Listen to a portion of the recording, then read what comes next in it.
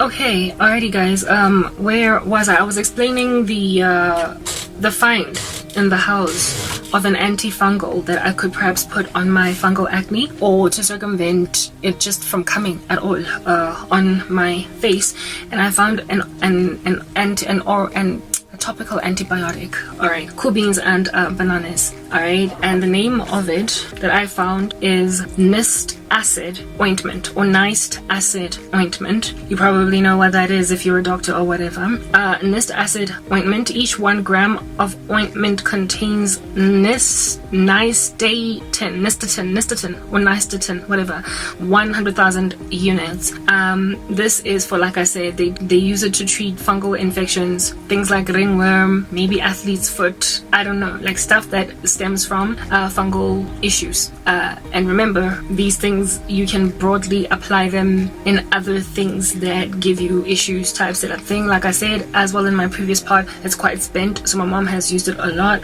It makes sense because she struggles with the same issues when it comes to fungal overdrive in the body. And I was like, I wonder if I could use this for skin. I indeed googled it, and there are a couple of people that were like, it's generally safe. Very few people ever struggle with allergies, so yeah, it would be safe to use on the face, on the body. Anyway, it is indeed a topical antibiotic. It is an ointment, so it can be put on the face. If you have a fungal infection on the face, you can put it on there. So I was like, okay, cool, so it's safe for use on the face. Let me experiment. During the day before I washed my face, before I basically worked out and then washed my face later on, I had this fungal acne around here, and also doing here, like all the spots where I showed you in my earlier parts. I was like, let me see if I just grab a little bit of this and just kind of, you know, put a little bit, just dab it on, like dab it on. It has this yellowish color consistency. It's kind of greasy, oily too. That's what it looks like. Yeah, don't waste, you're already quite spent. I'm like, what I do?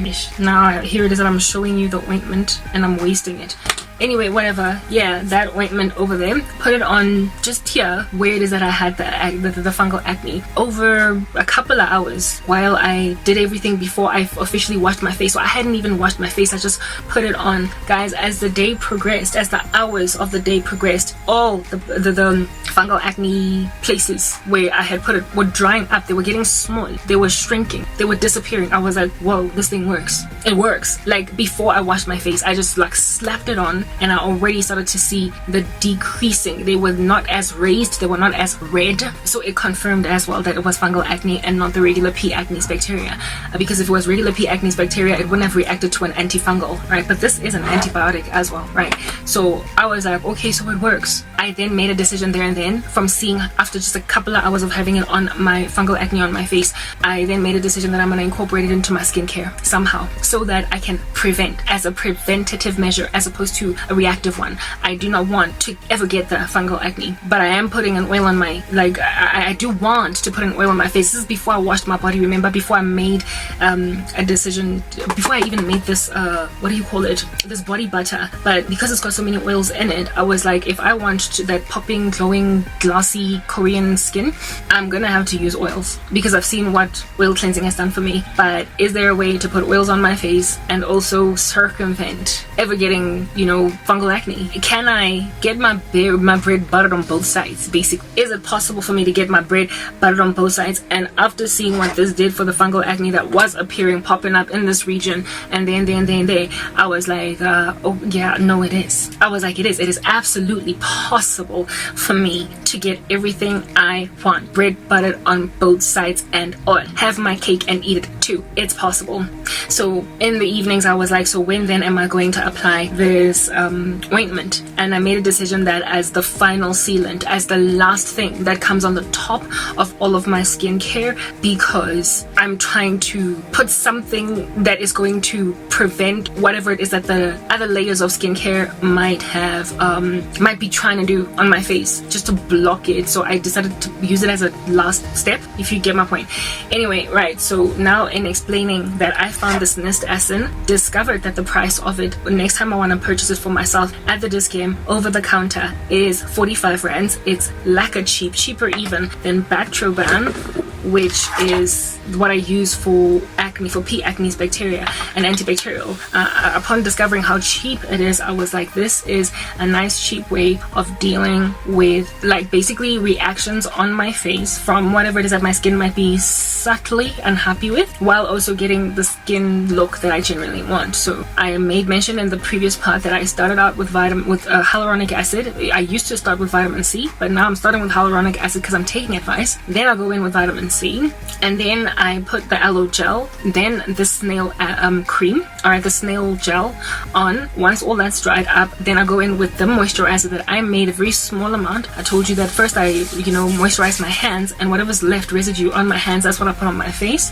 And then it is at this point then that I would then apply the Bactroban, a small amount, negligible, not even a pea size, half of a pea size Bactroban on my face to circumvent the prospect of getting like acne breakouts. It's antibacterial. And then on the surface, on top of the Bactroban, I then put again a very small negligible amount all over my face, or like just small little dots, okay, like tiny, yeah. And I dabbed it on the Nistacid ointment, the Nistacid ointment. I then put that on top, and that was it. Like, that was my skincare, okay. And it's what I woke up the next morning. That's what woke me up. That whole changed routine is what woke me up the next morning looking like this. So I didn't put vitamin C last night. Sorry, last night it was retinol because it was at night. So let's go through it again. Come out of the shower. On the body, I moisturize my body with this body butter.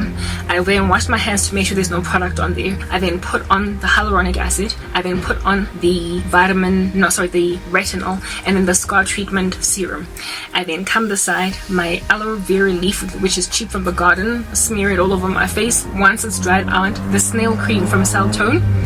Once that's dried out, I then apply moisturizer, and then as the two last like topical layers, I then put for treatment basically of acne. Now this is the medicinal component of my skincare.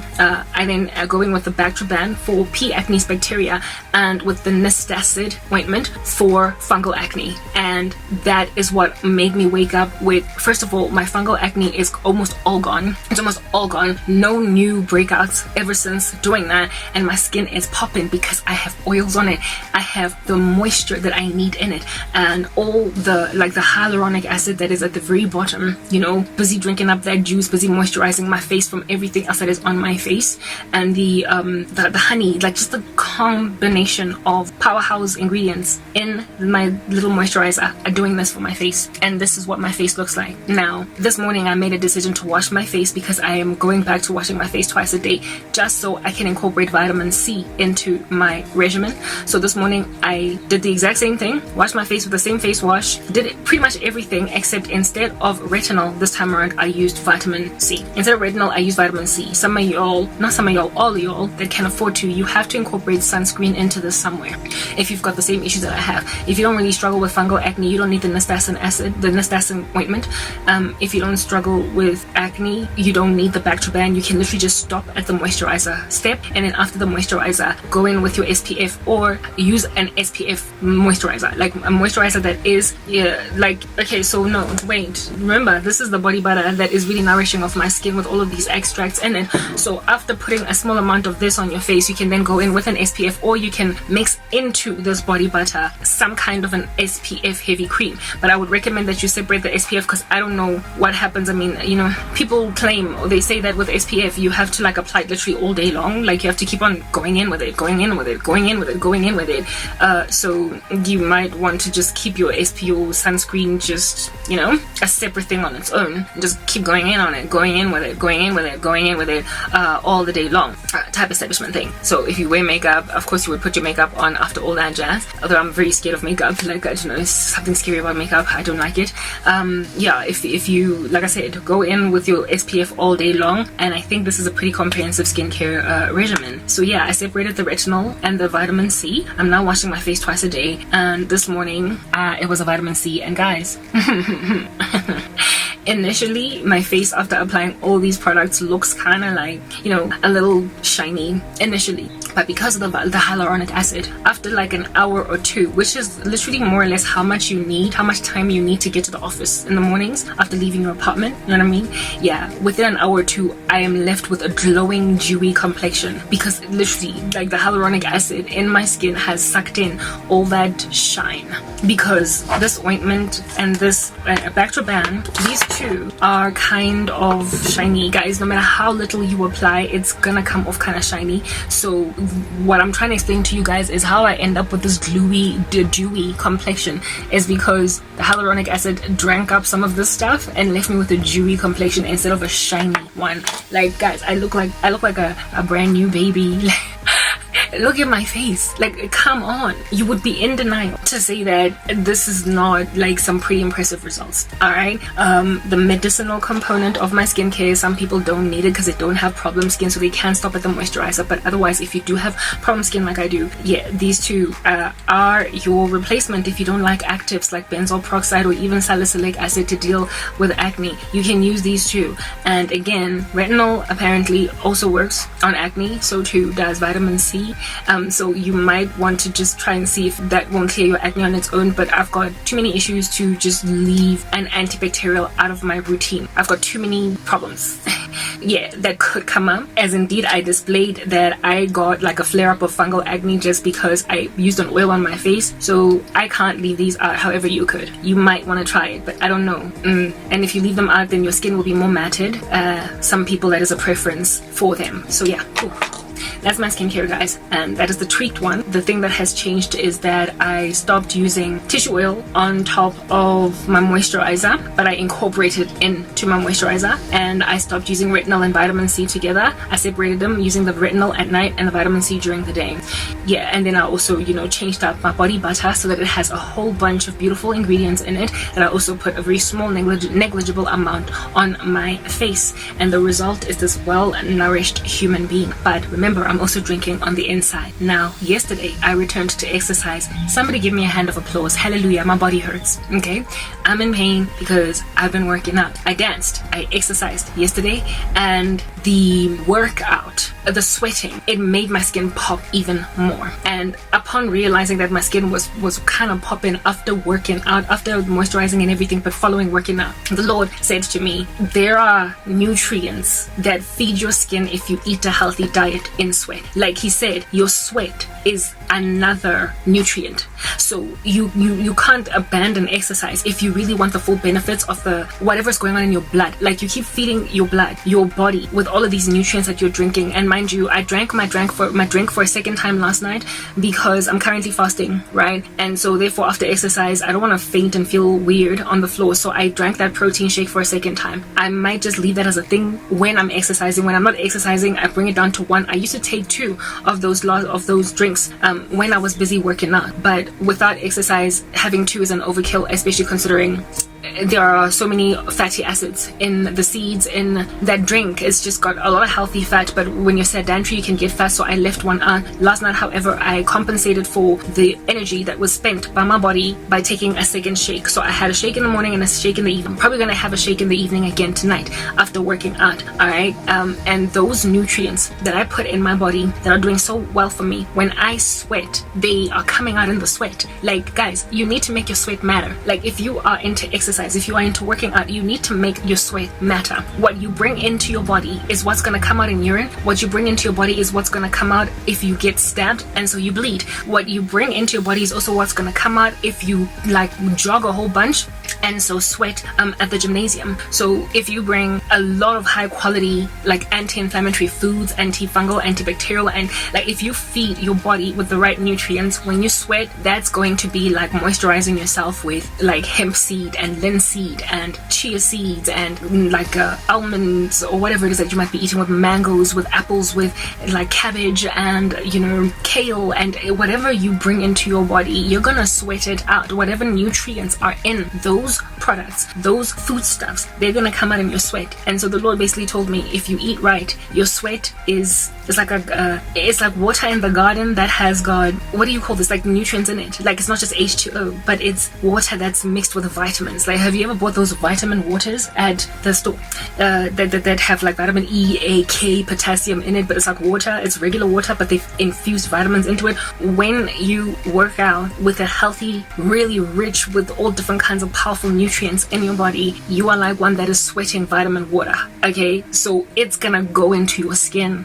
It is going, like, if you are boosting collagen using food in your body, your sweat is going to have collagen boosting qualities. So exercise on its own is heavily beneficial for you know, keeping you young, for keeping you healthy and all that jazz, and also improving your skin tone. But if over and above working out, you really kill it with your consumption, you're gonna have the baddest hair in the game, and you're also going to have the baddest what you call this, skin in the game. Now, exercise, because I work out in either this doogie or a wig cap, and then I put a wig on, all right, the sweating is like moisturizing of my scalp. Those nutrients are literally seeping out of my skin and into my scalp, nourishing my hair. So I also, as a rule of thumb, frankly, shower with nothing on my head. I don't wear a wig, I don't wear a shower cap. I just let the steam wreak havoc, even though my hair is kinky and it gets all frizzy in shower water. It doesn't matter because I cover it with a wig. So that's how I shower. Okay, so when they say, you know, there's this theory in the black hair community that dirty hair grows. Well, dirty hair that is also full of sweat grows.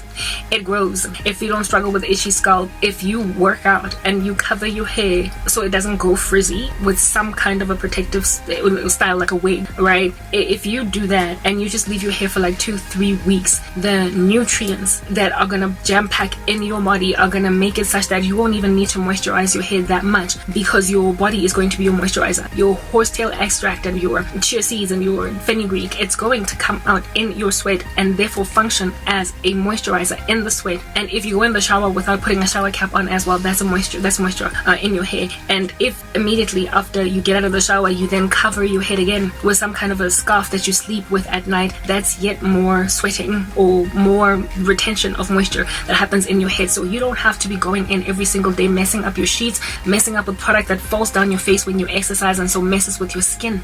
You don't have to go in every day. Like, I have made personally a decision that I'm going to moisturize my hair once every 2 weeks, and the reason that is the case is because the one time that I go in with moisture, it's just so heavy. Like, first of all, it's not protective stuff, right? And I put this water on it, and then I go in with this cream on it, and then I put on oil, you know, to seal, and then over and above that oil I then put grease on top of it, and over and above that I then work out 5 days a week.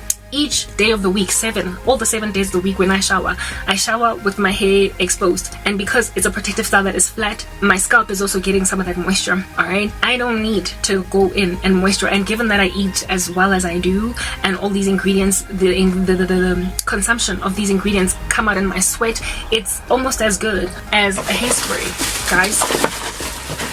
It is literally almost as good as like this. Like, if you go and spritz your hair with water, that's exactly what shower water does. Some of it that lands on your head when you shower without it. So the shower water, alongside, you know, the ingredients that you eat that are healthy, you're like watering, you know, like what happened for instance in the garden prior to Adam and Eve falling. There was no rain. And rain, I believe the days of Noah was the first time that rain ever fell. So people, how it is that plants were watered was that the water would rise up from the ground and water the plants, and then these plants would be fed with water. They would get their hydration for the day, and that's how God watered plants all throughout the ages. The nutrients from the soil basically sweat up like you exercising, and the plants therefore were able to grow. And if our heads are like plants, if nature all looks pretty much the same, if what hair sprouts from our roots is similar to pretty much the plants that sprout from out of the soil, then you can trust that if the Lord, you know, could water from the ground up without there being rain falling on it, and the plants were flourishing in the days of Noah, prior to Noah's day, prior to the flood, then God can do the same thing for you as a human being, where it is that you don't have to pour rain on your actual head for it to grow. All you need to do is make sure that there is rain coming from within you, and it has got way more nutrients that are also natural if you eat right in your body. Literally, you are coming from underneath the earth. The sweat is like water coming from underneath the earth and watering the plant from beneath as opposed to from above. So when then you go in with this every day or every 3 days or even every once a week, you are overkilling. It's like, raining or watering your garden after the Lord has watered the garden from beneath. If you exercise, this is for people who exercise. If you don't work out, you're gonna have to go in with that spritz, all right? Because exercise contributes to bringing nutrients in your sweat into your hair, and then wash it every 3 weeks, every 2-3 weeks or whatever. But moisturize your hair only after wash day. Like on wash day, moisturize it on that day. And if you exercise 4 to 5 days a week, there is no need to moisturize all the way up until. And what this is going to benefit you is that your sheets are going to stay ungreasy. You won't be as itchy because you're not manipulating as much and you're not putting so much product buildup on your skin. And that which is coming from your own body is also generally very antifungal, antimicrobial. That's how the Lord has made sure that the body operates. I told you guys that the Lord regulated my endocrine system, making sure that fungi, I don't get too much vaginal thrush, that I don't get therefore itchy on my scalp, meaning that there is some kind of antifungal something that's coming out of that is in my bloodstream that's making sure that I don't have issues down there below. Therefore, if this antifungal stuff is coming out into my hair because I'm sweating, because I'm exercising, then that also means that by simply exercising I also minimize the amount of itchiness and dandruff that is on my scalp. I literally have less dandruff, I have got less itchiness, I've got just a combination of things from just eating right. So allow your body to be watered from within, guys, and minimize the collateral damage that putting too much water on your hair can have. We all know it comes off on your clothes, we all know it comes off on your sheets, we all know it comes, like, it's just such high maintenance. You don't gotta put anything on it, especially considering you keep on protective styling it, you keep on covering it with wigs. So if it's under a wig, leave it alone for at least 3 weeks and wash it only after 3 weeks, and then go in with the moisturizer and leave it again up until then. But then, like I said, only if you are into exercise. So yeah, healthy blood, healthy sweat, because you eat healthy, is a skincare balsam serum. Like sweat is a proper serum. It is a serum for your face, and it is an anti-aging, an anti-acne, anti-whatnot serum if you eat right. If you don't eat right, guys, then I can't help you, right? You have to eat right. If you want to make your sweat like the baddest serum in the game, eat well. And not personally, I still add sugar in my drinks, things like those.